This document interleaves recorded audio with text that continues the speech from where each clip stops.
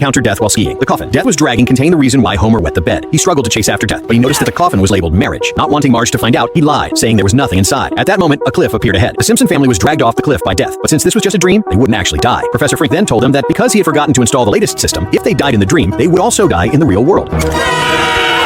The Simpson family was falling off the cliff at tremendous speed. Now they had to fall asleep within this dream. In this layer of the dream, 1 minute equaled 2 hours in the next dream. Marge hurriedly connected the family to the machine. In the next dream, the Simpson family was attending therapy. The psychologist told them that to solve Homer's problem, he needed to bravely face what was inside the coffin. But Homer kept avoiding it. Bart, unable to wait, opened the coffin directly. Inside, however, was a whole box of fish. There were so many fish that they nearly drowned the Simpson family. Lisa quickly led the family into her own dream, but Bart found this dream boring and switched directly to the next dream.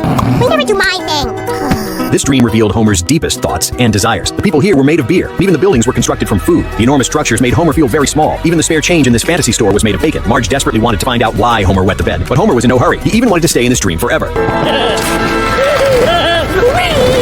in me! Oh, I love the dumb part! Here comes!